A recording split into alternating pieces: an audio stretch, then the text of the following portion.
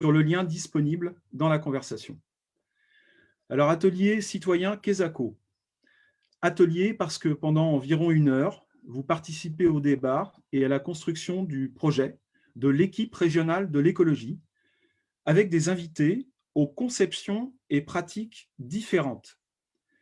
Citoyen parce que vous pouvez poser vos questions et contribuer sur notre page Facebook et sur le chat de la visioconférence. Précisez d'ailleurs quand vous posez votre question si vous voulez le faire à l'oral ou non. Et dans tous les cas, cette question devra être succincte. Bon, pour ma part, je n'hésiterai pas à maîtriser le temps de parole, ça fait partie de mon job. Notre premier thème, Amazon, stop ou encore, réunit 3 invités que je vais vous présenter. Delphine Bateau, bonsoir. Vous êtes députée des Deux-Sèvres et présidente de Génération Écologie. Vous êtes l'auteur en 2020, entre autres, bien entendu, d'un projet de loi pour un moratoire des implantations d'entrepôts logistiques pour le commerce en ligne du type d'Amazon. Baptiste Hulin, bonsoir. Vous êtes Choletais, cofondateur et président d'Olineo, plateforme solidaire de drive pour les commerçants et producteurs locaux. Et vous êtes implanté à Cholet, Beaupréau et à Nantes, donc Maine-et-Loire et Loire-Atlantique. Charlotte Journaux-Bord, qui doit nous rejoindre, est angevine, fondatrice et PDG de Wibicham, et avec sa plateforme de commerce en ligne Angers Shopping, ce sont 145 commerçants locaux qui bénéficient de ces services. Une fois que nos grands témoins se seront exprimés, nous aurons un échange d'une demi-heure environ pour que chacun puisse poser une question sur Zoom ou sur Facebook. Je ferai en sorte d'ailleurs de respecter la parité. Nous finirons autour de 8h moins le quart, 8h. Vous pouvez d'ores et déjà rédiger vos questions par écrit, soit en commentaire du Facebook Live ou dans l'onglet Conversation sur Zoom. N'oubliez pas de préciser si vous la posez à l'oral. Voilà grosso modo le déroulé et le mode d'emploi de cet atelier citoyen. Maintenant, l'objectif de notre échange. Il est important à rappeler pour bien orienter nos discussions. C'est bien de réfléchir tous ensemble sur la manière dont notre région peut agir en priorité pour l'économie locale, le commerce de priorité, et notamment face à la concurrence féroce infligée par les géants du numérique. Alors, Amazon, stop ou encore? Je laisse tout d'abord la parole à Delphine Bateau pendant 5 minutes. Merci, bonjour à toutes et à tous. Bon, moi, ça ne va pas vous surprendre, je vais dire stop. Ce que je veux souligner, c'est à quel point c'est une urgence. En fait, la proposition de loi qu'on a défendue, notamment avec Mathieu Orphelin à l'Assemblée nationale, c'est un texte qui a été discuté le 1er octobre dernier et qui a été rejeté. C'est une proposition de loi qui est née pendant le premier confinement.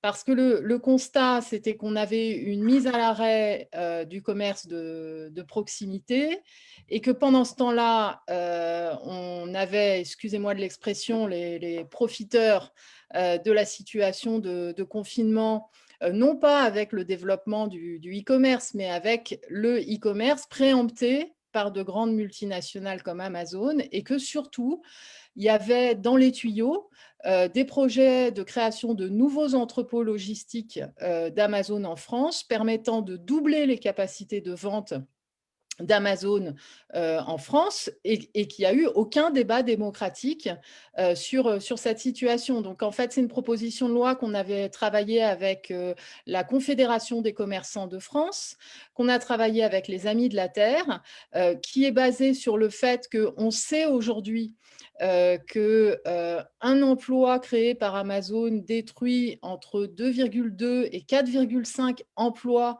dans le tissu économique local. On sait que c'est une catastrophe écologique puisqu'en fait, ça consiste, si vous voulez, le pouvoir d'achat des Français, il n'est pas extensible. Donc, ça, en fait, consiste à capter la consommation locale pour l'orienter vers des produits importés qui sont fabriqués en général à bas coût dans des conditions sociales et environnementales absolument désastreuses, qui sont importés de loin avec y compris ce phénomène, vous savez, des livraisons en 24 heures. Donc, il n'y a pas de hasard à ce que le projet qui concerne votre région soit implanté pas loin d'un aéroport. C'est par rapport à cette logique de la livraison en avion en 24 heures. Donc, c'est une catastrophe environnementale.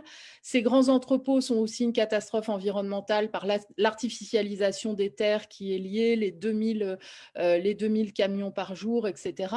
Et en fait, du coup, l'objet de la loi, c'est de dire stop, donc moratoire sur ces nouveaux entrepôts et de soulever cette situation absolument aberrante de concurrence déloyale pour le commerce de proximité, parce que ce qu'il faut bien comprendre, c'est que ces entrepôts logistiques, à contrario, même pas du commerce de proximité, même de n'importe quelle grande surface de France, de n'importe quel drive de grande surface de France, n'ont pas à faire une demande d'autorisation commerciale, ne payent pas la TASCOM, que les produits qui sont vendus ne payent pas la TVA, ce qui est un manque à gagner pour l'État, qui a fait l'objet même d'un rapport de l'Inspection générale des finances.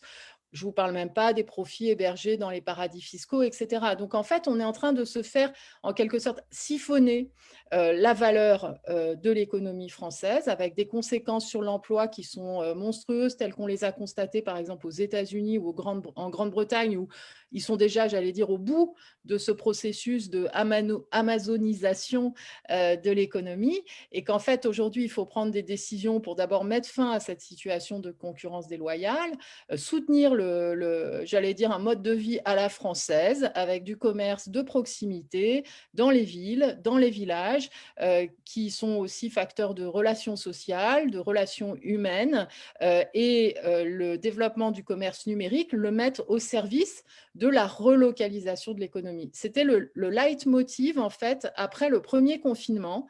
Vous entendiez plein de déclarations politiques pour dire qu'il faut relocaliser l'économie. Et bien là, on a un exemple concret de décisions qui vont à l'envers de la relocalisation de l'économie qui est souhaitable. Très bien, merci Delphine. Alors, c'est vrai que bon, vous l'avez souligné, cet envahissement de cette logique amazonienne, enfin, je ne sais pas comment vous dites, de l'économie, enfin, c'est difficile à dire, trop difficile pour moi. En tout cas, elle met à mal le commerce local, les productions locales.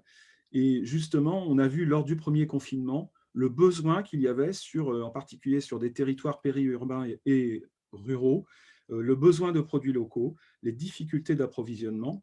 Et justement, Baptiste Hulin, vous pouvez peut-être nous expliquer concrètement ce que vous avez pu faire par rapport à ce souci et ce sujet, ce souci quotidien pour nos concitoyens. Ouais, donc tout d'abord, bonsoir à tous. Nous, c'est vrai que à la base, on n'était pas destiné à travailler pour ces questions qui deviennent, j'ai envie de dire, maintenant sociétales. En fait, ce premier confinement a mis en lumière autour de nous des commerçants qui n'avaient, lorsqu'ils étaient coupés de leurs moyens de vente physiques, n'avaient plus de canaux de distribution, de moyens de distribution.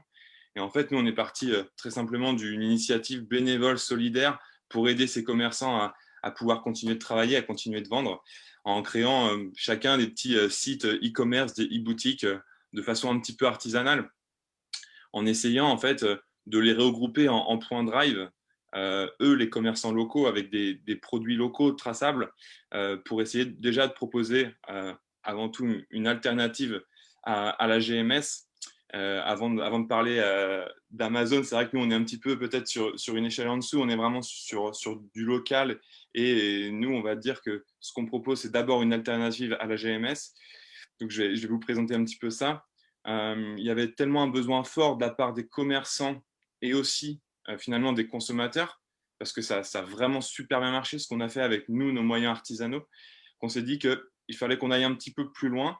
On a pris quelque chose, on a regardé ça un petit peu d'au-dessus, en échelle un peu plus grande, en se disant qu'est-ce qu'il y a besoin, qu'est-ce qui existe déjà. Et ce qu'on a pu observer, c'est qu'il y avait déjà des gens qui proposaient des plateformes numériques, des marketplaces, donc des places de marché virtuelles, mais aujourd'hui sans vraiment beaucoup d'accompagnement pour les commerçants. Et aujourd'hui, nos commerçants locaux, ce qu'il faut, c'est aussi les accompagner sur cette vente en ligne, sur cette numérisation, puisque leur savoir-faire, eux, il est vraiment dans la confection de leurs produits et dans la vente, dans le conseil aux consommateurs. Et la digitalisation, ce n'est pas forcément un de leurs points forts. Alors, il y en a certains qui ont pris le pas depuis déjà quelques années, et il y en a d'autres, contrairement, qui n'y connaissent rien du tout, même juste que ce soit de la communication sur les réseaux sociaux. Pour eux, aujourd'hui, tout ça, c'est très loin. Donc, nous, on a pris le pas de créer, développer une plateforme numérique qui est duplicable, en fait, de faire l'investissement pour ces commerçants locaux, nous, au Linéo, en tant qu'entreprise, de pouvoir la dupliquer pour que ça soit finalement un investissement commun, que chaque groupe de commerçants n'ait pas des milliers d'euros à mettre dans cette solution numérique technique. Et ensuite, une fois qu'ils ont cette solution qui est designée à leur couleur, locale, nous, au Linéo, on est une marque blanche, on n'est pas là à franchiser une solution technique, mais on parle bien de marque blanche puisqu'on crée une plateforme à leur image, à leur couleur et à leur identité. Donc, que ce soit une rue, une place de village, un marché local. J'aime bien cette traduction de l'anglais marketplace, place de marché, puisqu'en français, place de marché virtuelle, ça a vraiment du sens. Aujourd'hui, c'est ça que nous, on essaye de faire. Et donc, on leur met à disposition cette plateforme numérique et à côté de ça, on les accompagne, c'est-à-dire de A à Z et même après le Z, une fois que notre plateforme elle est mise en place, qui sont créés, qui sont structurés en groupe pour pouvoir proposer tout un panel d'alimentation aux consommateurs qui puissent commander en une fois, payer en ligne et venir chercher un seul panier en un même endroit. Finalement, c'est rendre accessible la richesse du territoire. Tout à l'heure, on parlait de tissu local, de tissu économique local. Aujourd'hui, c'est ça aussi qu'on essaye de nous mettre en valeur. Et ben, une fois que le consommateur pour que le consommateur puisse venir chercher et récupérer tout ça en une fois, derrière, il faut pouvoir structurer un groupe de commerçants. Et aujourd'hui, c'est ce qu'on essaye de faire en les accompagnant sur tous les plans, que ce soit de la structuration, de la communication et aussi du développement de ces nouveaux canaux avec de la livraison à domicile, en essayant de faire des choses le plus éthiques possible, en travaillant avec des coursiers à vélo. Enfin, voilà, aujourd'hui, il y a plein de choses qui existent. Et je pense que demain, ce qui peut faire vraiment la force de tous ces petits projets qui naissent, c'est de pouvoir créer des synergies communes, que ce soit avec les collectivités territoriales qui, mine de rien, sont vraiment qui peuvent être vraiment acteurs et le cœur de tous ces projets. Et on a besoin de nos collectivités qui aussi ont une vue globale, qui connaissent bien leur maillage de territoire pour créer ces synergies entre les commerçants et tous ceux qui peuvent aider à créer ces nouveaux canaux de distribution de A à Z, que ce soit dans la mise en place de plateformes numériques, de la livraison, etc. Il y a plein de choses à faire et nous, aujourd'hui, avec la région Pays de la Loire, par exemple, on est accompagné sur l'appel. Il y a eu l'appel à manifestation d'intérêt qui s'appelle Commerce du futur pour soutenir ce genre d'initiative. Et c'est vrai que ça donne aussi foi à des jeunes projets, des jeunes entreprises comme nous, de se dire qu'il y a en plus des moyens qui peuvent être mis à disposition pour aider à faire partir, à lancer le petit coup de pouce pour lancer ces projets, de se dire qu'il y a vraiment des initiatives et des plans qui sont en place, mais il faut aller encore plus loin en développant encore plus toutes ces synergies. Merci Baptiste. Alors juste un petit point de définition. GMS, ça veut dire quoi? C'est grande et moyenne surface. Merci, parce que tout le monde ne le sait pas. Effectivement, j'ai eu la remarque. Et donc, grande et moyenne surface. Bonsoir Charlotte Journobord. Bonsoir. Bienvenue parmi nous. Eh bien, on a évoqué avec Delphine Bateau le problème de l'envahissement d'Amazon à tous les niveaux de notre vie quotidienne. On vient d'écouter Baptiste Hulin qui nous a fait part d'un superbe projet local qui est né on va dire, du premier confinement, une initiative solidaire qui est devenue aujourd'hui une entreprise locale, qui correspondait à un besoin. Et aujourd'hui, il y a aussi une envie très forte de se tourner, de se retourner vers le commerce local, vers la production locale. Et il y a le besoin d'un côté, mais il y a aussi l'envie et puis le désir de pouvoir faire vivre les commerçants de son quartier, de son village et de sa ville. Votre initiative répond aussi en partie à cette question, puisque ce sont aujourd'hui 145 commerçants, je crois, c'est ce que j'ai lu en tout cas, qui sont inscrits sur votre plateforme. Vous pouvez nous en dire un mot? Oui, bien sûr. Alors, donc, du coup, pour se présenter rapidement, je suis la fondatrice de Wishibam. C'est une entreprise qui existe depuis 5 ans. On a investi 8 millions d'euros dans la technologie.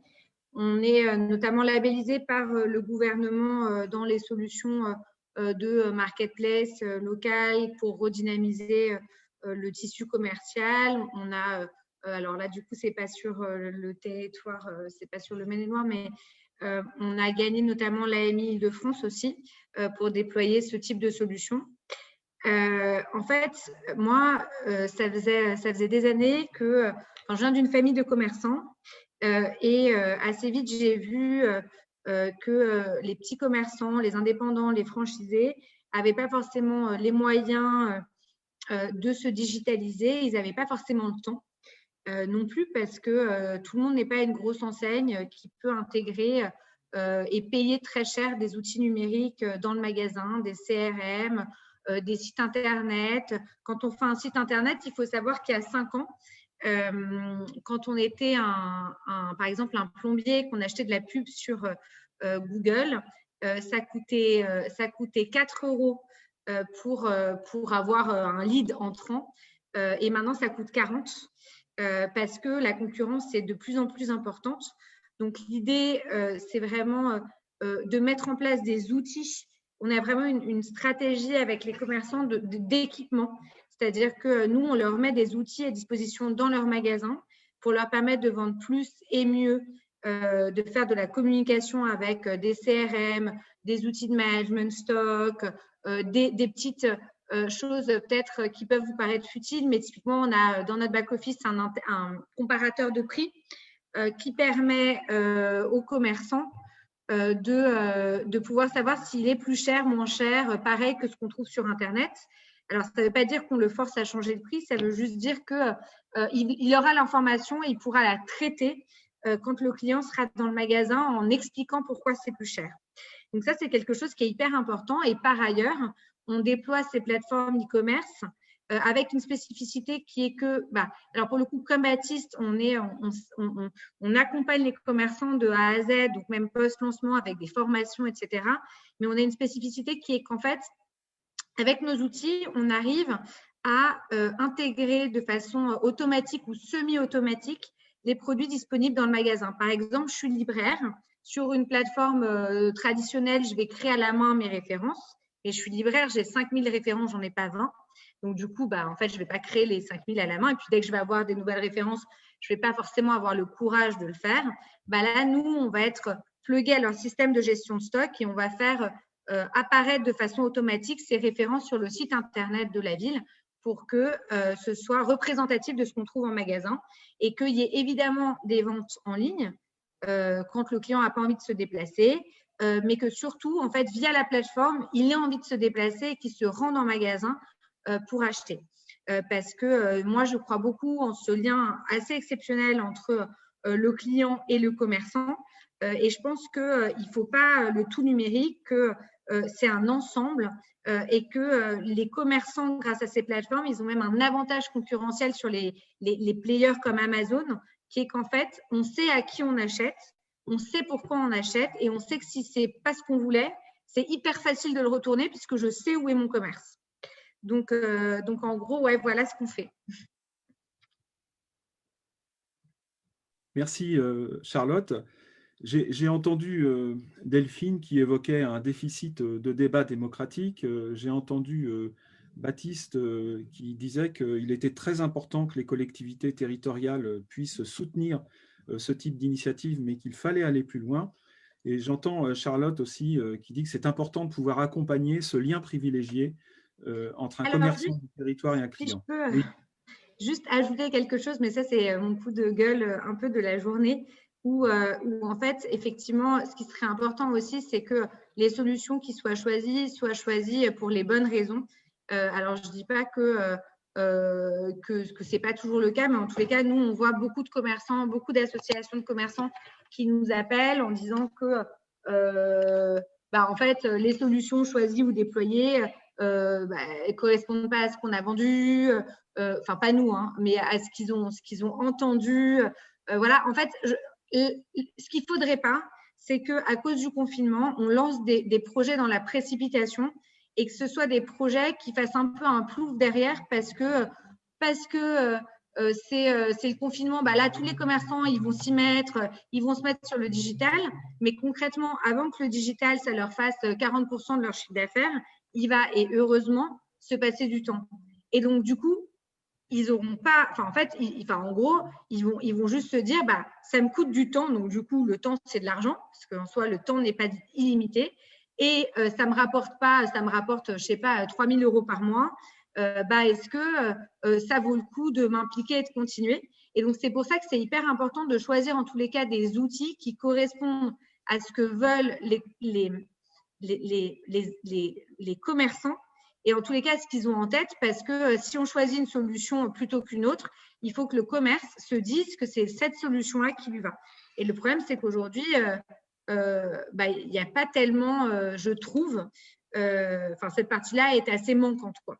Alors, c'est pas pour nous que je dis ça, parce que nous, il y a plein de choses qu'on fait bien, il y a plein de choses qu'on fait mal. Il n'y a pas de sujet là-dessus, mais en fait, je dis juste que il ne faudrait pas que les commerçants qui sont enfin prêts à se mettre au numérique soient dégoûtés du numérique parce qu'on n'a pas pris le temps de trouver les bons outils ou parce qu'on a choisi des outils un peu par copinage ou autre. Oui, c'est important ce que vous dites, Charlotte, surtout dans cette période où il y a un vent de panique, évidemment, qui est évident et qui est malheureux, mais qui est inévitable chez beaucoup de commerçants et producteurs locaux. Donc, attention à la précipitation. Et ce que j'entends, c'est qu'il n'y a pas forcément un retour immédiat sur l'investissement dans le numérique. Ça prend du temps. C'est-à-dire que c'est encore plus dur que de vendre en magasin. Bien, merci. Merci beaucoup. Alors, j'ai évoqué tout à l'heure les réflexions de Delphine, de Baptiste et puis de Charlotte, parce qu'il se trouve que je suis conseiller régional Europe Écologie Les Verts au Conseil régional des Pays de la Loire. Et la première ou l'une des premières compétences d'un conseil régional, il faut savoir, c'est le développement économique. Mais quel développement économique? C'est toute la question, et au service de quelle transition? Donc tout ça, c'est évidemment discuté, débattu, voté au sein du conseil régional. Et dès le mois de juin, notre groupe écologiste se doutait qu'un nouveau confinement était probable. Et nous demandions que le conseil régional agisse de manière proactive, déterminée, pour le développement des plateformes logistiques de livraison et de distribution locale pour favoriser, on va dire, un modèle coopératif au service des territoires. Il faut que vous sachiez aussi que Amazon en Pays de la Loire, ce sont quand même 3 tentatives d'implantation en 3 ans, en Loire-Atlantique. Nous avons toujours dénoncé ce type d'installation. Il y a 3 ans, nous étions seuls à le dénoncer. Aujourd'hui, d'autres groupes politiques au Conseil régional nous rejoignent, et tant mieux. Alors, le projet actuel, qui se situe sur la commune de Montbert, à 15 km au sud de Nantes, équivaut en surface à environ 25 terrains de football et pourrait voir plus de 12 hectares artificialisés. Et comme l'a dit Delphine au début de son intervention, il se situe à quelques kilomètres de l'aéroport de Nantes-Atlantique, mais cette fois-ci avec le soutien des élus de la majorité régionale de droite.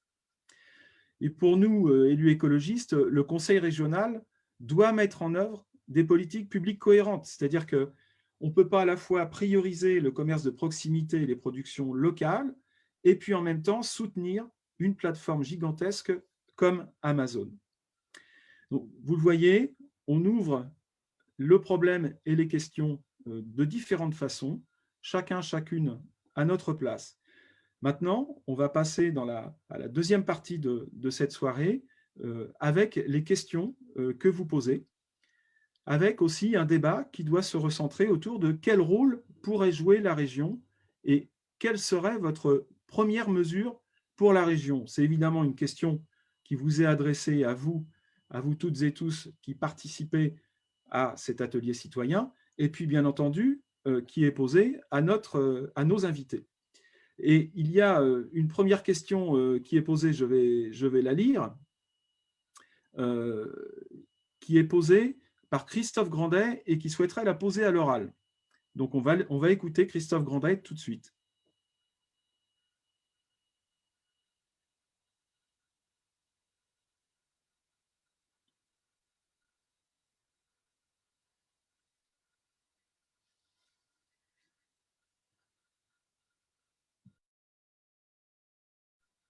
Alors vous avez enlevé votre micro, c'est bon, ça y est? Ouais, je vais faire comme vous. Voilà. Bonsoir. Bonsoir. Merci. Déjà, je veux vraiment vous féliciter parce que c'est ce que j'ai mis dans mon chat pour l'organisation de cet échange.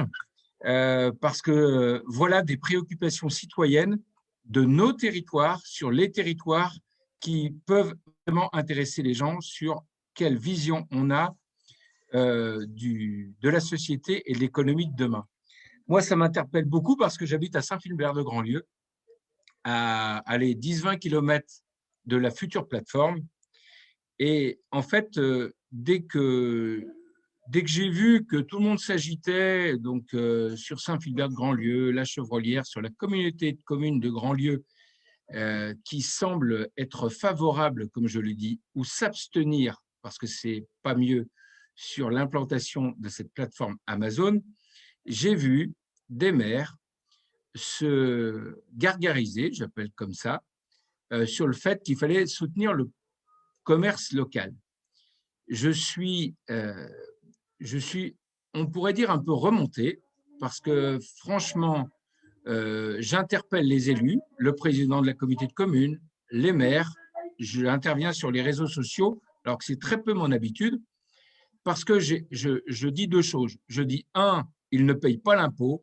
Deux, ils vont détruire des emplois. Parce qu'aujourd'hui, c'est le chantage à l'emploi et franchement, moi, ça me fait peur, ça. Donc, ma question est la suivante. Comment concrètement, nous, les citoyens, et je voulais l'adresser à Madame Bateau, mais à tout le monde peut répondre. Je me disais, elle a peut-être une expérience en la matière. Comment concrètement on peut s'opposer à ce projet? Alors d'abord, moi j'ai invité les gens à venir sur ce webinaire parce qu'il faut que les gens soient informés de la réalité. Mais comment concrètement on peut, comme citoyen, dire non à ce projet en étant justement à proximité, d'autant plus impacté? Merci par avance et merci d'avoir pris ma question. Merci Christophe. Delphine, est-ce que je vous laisse répondre pour le moment? Oui, merci. Comment on peut agir? En se mobilisant, en informant. La première condition pour réussir une mobilisation, c'est d'informer les gens et donc de leur montrer l'envers du décor qu'on leur cache. Parce que souvent, l'implantation d'un entrepôt de ce genre avance parfois masqué, avance en mettant en avant des créations d'emplois, mais sans parler ni de l'artificialisation des sols, ni des destructions d'emplois, ni des nombreux camions qui vont circuler, etc. Donc ça, c'est la première chose à faire, c'est d'informer, de se mobiliser, d'interpeller les élus. Et la deuxième chose, c'est de bien voter. Parce que pour répondre à la question de Franck, la première décision à prendre, c'est 0 aide publique pour ce type de projet. Et c'est bien sûr de se mobiliser pour changer la loi, parce qu'on est aujourd'hui dans une situation où en fait Amazon joue d'une espèce de situation de concurrence entre les territoires, vous voyez, parce qu'il n'y a pas de règle du jeu nationale. Donc nous militons pour une règle du jeu nationale. Et je voulais en profiter peut-être, si tu es d'accord Franck, pour répondre à la question de Henri-Claude, qui dit il ne faut pas gémir face à Amazon, mais créer, comme l'ont dit Baptiste et Charlotte, des réseaux, des solutions locales, etc. Moi, je voudrais dire à quel point il faut faire les deux. Et ne pas se tromper. C'est-à-dire que bien sûr qu'il faut qu'on développe des offres alternatives orientant le e-commerce vers le commerce de proximité, vers le Made in France, les circuits courts, etc. C'est indispensable. Et je souscris à tout ce qu'ils ont expliqué. Mais vous savez, par exemple, même Cdiscount ou même la FNAC aujourd'hui, c'est que 7% ou 5% du commerce en ligne comparé aux géants Amazon. Et donc, si on laisse se faire et continuer de se faire cette position ultra dominante, si vous voulez, nous, on pourra toujours aller avec nos petits sites internet, etc., mais ça ne fera pas le poids. Et cette position dominante, elle est assise quand même sur de la fraude fiscale, des règles du jeu inéquitables. Et donc ça, on ne peut pas continuer à laisser faire ça. Et pour moi, ce combat, il est vraiment emblématique du fait que le combat pour l'emploi, pour la qualité de vie et le combat pour l'écologie, c'est un seul combat. C'est la première fois, en fait, autour de cette mobilisation contre Amazon qu'on voit, vous voyez, la Confédération des commerçants de France et les Amis de la Terre s'unir dans une action commune. Et donc, il y a vraiment aujourd'hui le commerce de proximité, c'est 600 000 entreprises qui sont à 95% des TPE. Charlotte a souligné tout à l'heure, du coup, ce que ça induit en fait aujourd'hui sur les capacités, par exemple, d'utiliser un peu de numérique en complément du commerce physique. Donc, tout ce qui peut être fait aussi en termes de mise en commun des ressources et de les aider, c'est important. Et il y a ensuite une énorme question par rapport aux compétences de la région, c'est celle de la planification des chaînes logistiques. Parce qu'aujourd'hui, en fait, c'est le Far West, c'est l'anarchie. Chacun fait ce qu'il veut. Chacun met son entrepôt où il veut, sans calculer les coûts carbone, sans se poser les questions. Toutes les questions en fait de sobriété, de consommation d'espace, de sobriété du transport, de livraison au dernier kilomètre qui soit neutre en carbone, etc. Toutes ces questions-là, aujourd'hui, elles sont complètement zappées. Merci, merci Delphine. Je vais passer parce qu'il y a beaucoup de questions en fait qui commencent à s'accumuler. Et il y a une question de Florence par écrit qui nous demande: avez-vous des retours aussi bien syndicaux, salariaux ou force employable des actuels entrepôts français? En Saône-et-Loire, dans les années 2010, tous les élus de gauche PS et de droite étaient d'accord pour implanter un entrepôt Amazon dans un secteur où le chômage frappait fort. Ça donne quoi maintenant? Pas seulement en nombre réel d'emplois créés, mais en turnover et burn-out. Les gens, au-delà de la perception du salaire, sont-ils contents d'y travailler? Alors, bon, j'ai juste commencé à y répondre. Ce qu'on sait, en tout cas, c'est que vous l'avez, enfin, si vous vous êtes intéressé un petit peu à la problématique Amazon, vous avez peut-être lu que créer un entrepôt Amazon crée des emplois, puisque c'est ce qui nous est retourné là, par exemple, sur le projet de Montbert. Un certain nombre d'élus locaux et de conseillers régionaux majoritaires nous disent « mais ce sont 1000 emplois à la clé ». Mais quel type d'emploi? Quelle qualité d'emploi? Et puis, au prix de quelle suppression d'emplois locaux? Puisque nous savons, d'après les études qui sont réalisées, en tout cas certaines, ce sont entre 2 et 4 emplois locaux, notamment commerciaux, qui sont supprimés lorsque un entrepôt Amazon s'installe dans une région. Donc, alors évidemment, ce ne sont pas forcément les emplois locaux qui sont 15 km à la ronde, mais on va dire que c'est sur le territoire français que ça se passe. Donc là, on voit bien qu'il y a une différence fondamentale entre un emploi de commerce local, et Baptiste en parlait tout à l'heure, un commerçant qui anime son territoire, qui participe à l'animation du territoire, un boucher, charcutier, mais aussi un libraire, on entend beaucoup parler des libraires en ce moment, ou un magasin d'habillement sur un territoire rural, ça a une place irremplaçable par rapport, évidemment, à un emploi précaire, à bas salaire, à bas coût, dans une plateforme Amazon. Donc, on voit bien qu'il ne s'agit pas du tout de la même logique pour faire vivre et développer un territoire. Et Delphine a tout à fait raison. Notre groupe écologiste demande, depuis le début du premier confinement, que la région développe, organise des plateformes logistiques de distribution des produits de première nécessité et de santé, bien entendu, stratégiques de santé, sur l'ensemble des territoires de la région. Le conseil régional peut avoir la main sur ce type de décision. Aujourd'hui, ce n'est pas le cas. Nous ne désespérons pas, bien entendu, que ça puisse l'être demain. Et puis, je vais prendre, pour équilibrer peut-être les questions, je vais prendre une question sur le commerce en ligne de la part d'Hugo. Il ne faut pas oublier que si on achète en ligne, on se fait aussi livrer par la suite. La livraison éthique à partir des commerces locaux via des coursiers salariés en SCOP et dont on est sûr qu'ils se déplacent à vélo doit aussi être soutenue face à l'ubérisation. Le confinement représente-t-il une opportunité de développement pour ces entreprises? En fait, ce que nous dit Hugo, ce que je comprends, c'est qu'il ne faudrait pas que le commerce en ligne, le e-commerce, soit soumis à la même tentation du commerce le plus libéral, de l'ubérisation de notre économie, et comment faire pour que cet e-commerce, il soit éthique. Je ne sais pas si Baptiste ou Charlotte, vous avez une réponse à cette question. Moi aussi, j'en ai une, mais allez-y, Charlotte.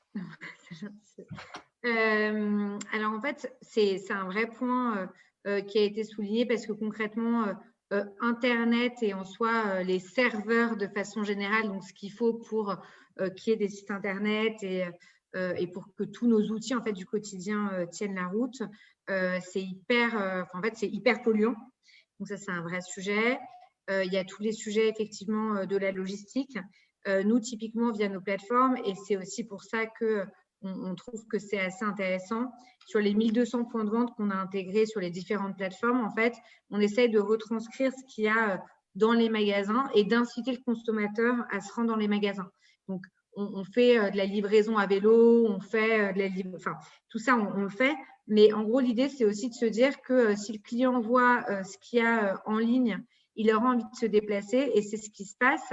Il y a beaucoup de commerçants qui nous disent que depuis le post-confinement, ils ont vu beaucoup de nouveaux clients venir dans le magasin avec le site Internet et en disant voilà, j'ai vu ça sur le site et du coup, je viens l'acheter chez vous.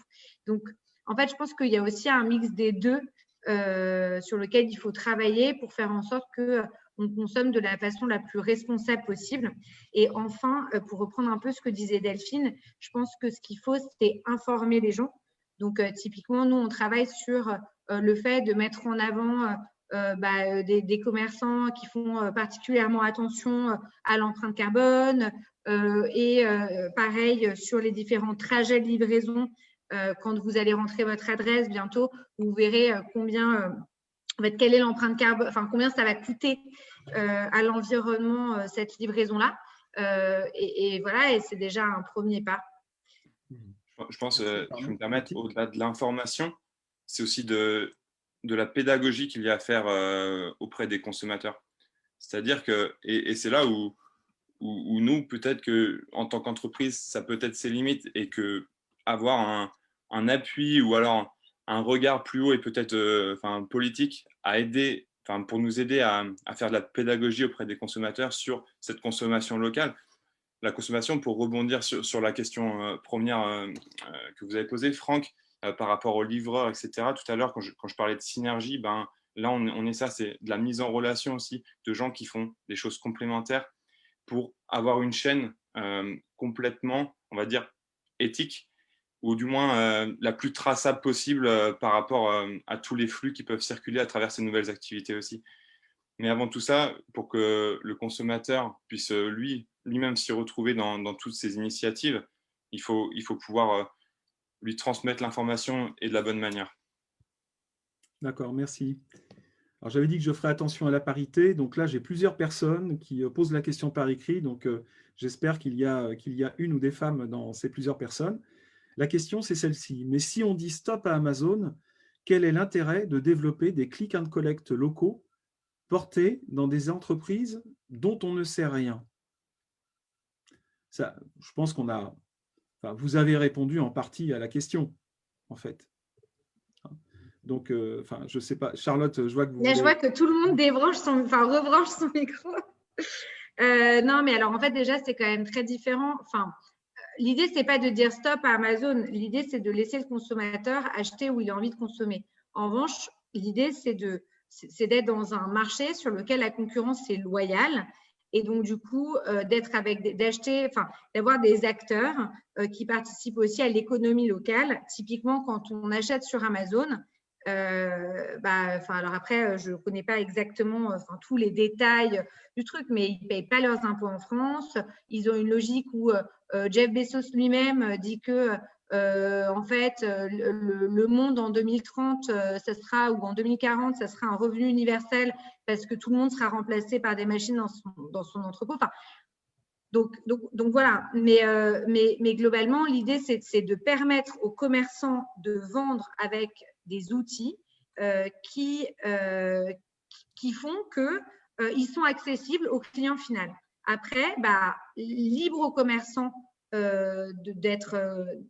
d'avoir la super relation avec le client pour que le client vienne en magasin, pour que les clients décident d'acheter chez eux, et libre choix aux clients de décider d'acheter chez Amazon ou sur son commerce. Mais aujourd'hui, on ne va pas dire qu'on va revenir à un monde sans site internet et sans achat en ligne. Pour moi, ça me paraît quasi impossible puisque c'est tellement pratique. Mais l'idée, c'est vraiment de mettre tous les acteurs avec les mêmes armes pour pouvoir avoir un réel marché basé sur des bases saines. Mais ça, c'est mon point de vue à moi. Merci. Delphine, est-ce que vous voulez aussi apporter un élément de réponse? Parce que je vois que vous avez… Non, il faut prendre d'autres questions. Bon, Sinon, d'accord. il va y avoir des frustrations. Ah, bah, oui, il y Et en en plus, aura sans pendant ce doute, temps-là, je me forcément. fais chambrer sur le fer à repasser dont je n'avais pas vu qu'on le voyait derrière moi. Donc, Ah, bon, d'accord. Bon. Alors, autre question, Fred par écrit, on va chez Amazon parce que les produits sont disponibles. Ce mode de distribution semble de plus en plus être inéluctable. Peut-être se concentrer sur les conditions de travail et les salaires des employés serait un bon compromis entre progrès et réalité. On va dire que c'est une remarque, c'est une contribution. Euh, Moi, ce que je peux non, vous dire, oui, vas-y, vas-y. allez-y, Delphine. Non, il y a une attente des consommateurs qui est celle de la société numérique. Bon, attention aussi parce que on est quand même dans une surconsommation aujourd'hui de ressources, dans un surconsumérisme. Donc le modèle Amazon, c'est vrai que c'est vite commandé, mais c'est aussi vite jeté. Donc c'est pas le modèle de consommation que l'on doit promouvoir. On doit promouvoir le fait d'acheter local, d'acheter des choses qui, peut-être, parce que je voyais une remarque sur le pouvoir d'achat, vont coûter un petit peu plus, mais vont induire de l'emploi local, vont induire le fait qu'un chef d'entreprise ou les salariés vont être avec des droits sociaux garantis, vont payer des impôts, qui vont permettre d'avoir une école dans le village. C'est tout ça, en fait, qui est derrière. Donc, le modèle Amazon, il est destructeur par ailleurs pour les droits des salariés. Ça a été prouvé par des décisions de justice. Hein. Vous vous souvenez, pendant le confinement où ils ont été enjoints, ils ne respectaient même pas les règles des gestes barrières et tout ça pour les salariés. Donc, il y a eu une décision de justice qui les a obligés à fermer. Donc, c'est quand même... Il n'y a aucune entreprise française qui se soit trouvée, enfin, de cette taille, qui se soit trouvée dans des situations comparables. Il faut dire les choses, ils se comportent comme des voyous. Donc, il faut satisfaire la demande de commodité, de facilité au travers des outils numériques qu'attendent les citoyens, mais il faut aussi clairement aujourd'hui sortir du surconsumérisme et des trucs nuls, acheter vite fait, sans réfléchir, l'achat impulsif, compulsif, ensuite qu'on regrette.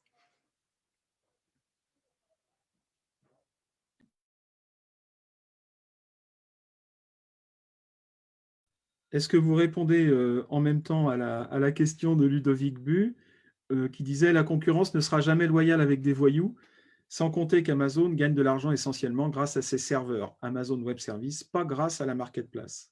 Ouais, mais la question, c'est est-ce qu'on est en République ou pas?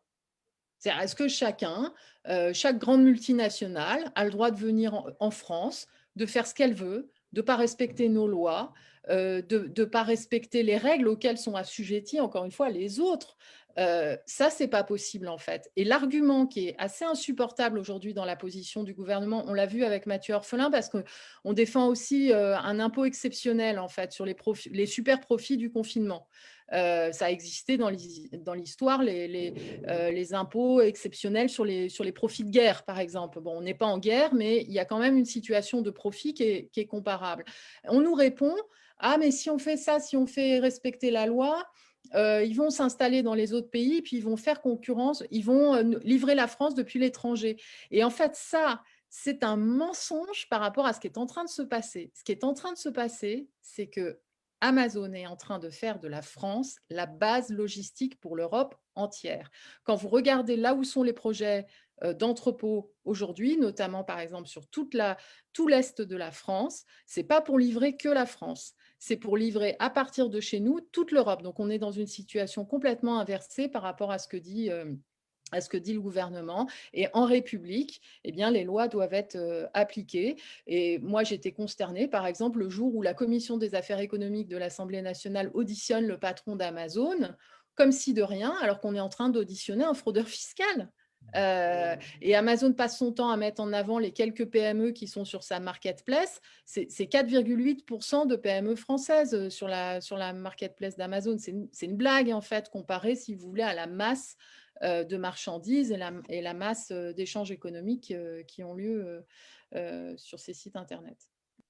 Alors justement, j'ai une question complémentaire aussi de Franck Barrault. à tous les conférenciers, qui donne les autorisations d'implantation d'une centrale logistique comme celle qui se profile en Loire-Atlantique, la centrale Amazon? Quelle est l'autorité compétente en fait? In fine, c'est l'État. Bon, là, après, il y a le PLU, le permis de construire, la Permis de commune. construire avec le maire. Mais in fine, il y a une décision de l'État. Si l'État voulait empêcher, il pourrait, pour être très, très clair. Alors oui, donc l'État autorise, même si ce n'est pas lui qui est sur le devant de la scène, bien entendu. Éventuellement, il encourage les collectivités territoriales à soutenir le projet et le maire délivre le permis de construire. C'est ce que je comprends. Alors d'autres, il est 19h48, donc on va prendre une dernière question. Et puis après, je vais vous expliquer comment on va faire pour répondre aux questions auxquelles on n'a pas eu le temps de répondre. Catherine Aîné qui nous demande par écrit: une monnaie locale avec les valeurs qu'elle porte peut aider à faire ses bons choix de consommation locale. Moneco pour le 44 par exemple. Effectivement, ça rejoint ce qu'ont dit les uns et les autres sur les alternatives à Amazon. Alors une monnaie locale complémentaire, je ne sais pas si c'est envisageable pour le commerce en ligne, pour le drive. Bon. Qu'en dites-vous, Baptiste et Charlotte? Alors, une monnaie locale, je ne sais pas, ça peut, enfin, pourquoi pas. Nous, dans les outils plus facilement, en tous les cas, appréhendables par le consommateur final, on travaille sur le déploiement d'un programme de fidélité à la fois physique et en ligne avec un système de cagnotage. Donc ça, pour le coup, ça permet de fidéliser davantage le consommateur parce que quand tu sais que tu as, je sais pas, 5 € chez Madame Chocolat, 12 € chez Mango et 20 € chez ton fleuriste, bah, tu as plutôt intérêt à aller acheter tes fleurs, tes fleurs chez ton fleuriste, ton chocolat chez Madame Chocolat et tes fringues chez Mango plutôt que de les acheter sur Amazon. Et la façon dont ça fonctionnera, c'est on gagne des points quand on achète dans les magasins en passant sa carte de fidélité. Et pareil, si on se connecte en ligne sur la plateforme de la ville, typiquement, je me connecte sur Angers Shopping. Si je me connecte avec le même identifiant de compte, donc la même adresse email que ce que j'ai donné quand j'ai créé ma carte de fidélité, je vais continuer à créditer des points. Et donc, on récompense par ce biais le consommateur fidèle. Ouais, je pense que c'est ce que j'essaie de dire depuis le début, mais je pense qu'il faut aller juste plus loin que les solutions, l'une ou l'autre, ou même d'autres qu'on déploie. C'est quelque chose d'encore plus général. Je prends l'exemple qui a été réalisé sur notre territoire, donc au niveau de la communauté de communes Mauche Communauté, donc dans le Maine-et-Loire. Ils ont réalisé, donc, par exemple, des chèques cadeaux au nom de la communauté qui sont déployables chez les commerçants locaux de toute la communauté de communes. Et bon, c'est un exemple. Je n'ai pas réellement d'avis prononcé sur la question de monnaie locale ou pas, parce que j'ai pas pu y réfléchir plus que ça. Mais ce genre d'initiative, ça me semble plus intéressant et ça permet finalement d'avoir quelque chose où on peut consommer sur les différents canaux de distribution, que ce soit en commerce physique, commerce en ligne, et ça permet d'englober tout ça. Mais encore une fois, je pense qu'il faut prendre encore les choses d'un point de vue plus global et faire naître des synergies entre les différents acteurs, les collectivités territoriales, les commerçants et les consommateurs. Merci Baptiste. Alors, on arrive à la fin de notre échange. Simplement, on ne va pas pouvoir tout synthétiser, mais on a entendu quand même plusieurs interventions qui nous donnent des pistes pour la suite, des pistes à la fois pour continuer à construire un projet pour notre région Pays de la Loire, mais aussi des pistes pour les citoyens, alors, que ce soit en tant que consommateur ou que ce soit pour développer en fait une autre façon de vivre au quotidien ou de lutter contre l'implantation d'un projet Amazon comme celui de Montbert. D'abord, on va parler de la région. Moi, j'ai entendu ce qui a été dit par Delphine. Évidemment, zéro subvention de la part du conseil régional à un projet comme celui d'Amazon, mais ce n'est pas ça qui l'empêchera de voir le jour. De toute façon, ensuite, la mobilisation citoyenne qui est incontournable, elle est déjà commencée. Il y a un collectif citoyen qui se met en place sur la commune de Mondemer et sur les communes environnantes. Et ça, c'est fondamental que les riverains, les commerçants locaux puissent se mobiliser, les associations locales puissent se mobiliser pour dire leur désaccord profond, ne serait-ce que parce qu'il y aura des nuisances qui seront engendrées aussi par cette plateforme gigantesque avec des centaines de camions, de voitures, peut-être tous les jours. C'est ce qui est envisagé en tout cas à Mondemer. Donc ça, c'est indispensable. Il y a également, et on va mettre le lien dans le chat, un collectif qui s'appelle Stop Amazon 44, qui réunit à la fois des responsables associatifs, mais qui est soutenu par un certain nombre d'élus locaux, dont je fais partie, dont nous faisons partie, nous écologistes, et qui justement va interpeller tous les niveaux d'autorité possibles, et évidemment parlementaires, hein, Delphine aussi, mais aussi l'État, pour lutter contre l'implantation de ce projet d'Amazon à Mondemer. Et puis, il y a une pétition aussi qui est en cours, qui s'appelle, je crois, pas de Noël pour Amazon, quelque chose comme ça, mais le lien va être mis également sur le chat. Donc, des actions citoyennes qui sont incontournables. Moi, j'y crois parce que, comme je le sais, ces actions citoyennes peuvent aboutir à la fois à l'arrêt de projets qui sont démentiels comme celui-ci, ce qu'on appelle les grands projets inutiles, et puis peuvent aussi aboutir à des alternatives qui sont très créatives. J'en veux pour preuve dans la région l'ancien projet d'aéroport Notre-Dame-des-Landes, par exemple. Donc voilà, vous voyez, rien n'est perdu de toute façon par rapport à cette plateforme Amazon. Et puis, pour aller aussi dans le positif, parce que le conseil régional, c'est d'abord une collectivité locale qui développe des projets sur son territoire. J'ai entendu aussi le besoin et l'envie d'être accompagné par les porteurs de projets, des porteurs de projets que sont Baptiste et Charlotte, et l'importance qu'il y a à faire attention à nos territoires, hein, aux acteurs, alors aux acteurs commerciaux, aux acteurs locaux, aux producteurs locaux de nos territoires, et que la région soit à leur côté en permanence, et que ce soit ça qui soit privilégié. Parce qu'il y a une chose dont je suis certain en tant que conseiller régional, c'est qu'on ne peut pas financer à la fois d'un projet comme Amazon et financer le soutien aux producteurs locaux. C'est un choix politique. L'argent, il ne peut pas aller partout. Ce n'est pas possible. C'est comme les routes, si vous voulez. Soit on construit des routes, soit on développe des voies ferrées, mais on ne peut pas faire les deux. Il n'y a pas d'argent pour tout le monde. Donc ça s'appelle un choix politique, ça. Et moi, évidemment, le choix politique que je défends avec un certain nombre d'entre vous, c'est évidemment une attention portée au développement de nos territoires des Pays de la Loire. Et puis, beaucoup de choses qui ont été dites aussi dans le chat et dans les échanges, et nous essaierons évidemment de les prendre en compte dans le cadre de ces ateliers citoyens.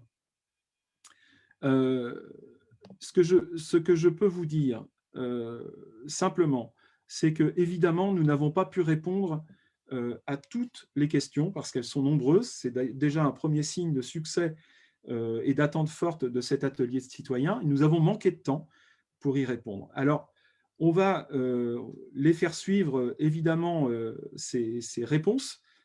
Si nous avons votre adresse mail, nous nous engageons évidemment à les répondre. Vous pouvez nous écrire également à l'adresse suivante, contact@appelpaysdelaloire2021.fr. Donc, ça va évidemment aller dans le lien, dans la conversation en lien, contact@appelpaysdelaloire2021.fr, et nous nous engageons bien entendu à prendre en compte toutes vos interventions et vos questions. Alors, un grand merci à vous toutes et toutes pour votre participation, et en particulier à nos 3 intervenants. Cet atelier sera disponible en replay sur YouTube et SoundCloud prochainement. Et puis, juste une dernière information, le prochain atelier est prévu le mardi 17 novembre à 20 h, et lui, il portera sur la démocratie participative, comment retisser les liens entre la région et les citoyennes et citoyens. Et pour celles et ceux qui ne l'ont pas fait, N'hésitez pas à signer l'appel, dont le lien est disponible en commentaire. Bonne soirée à tous et à bientôt.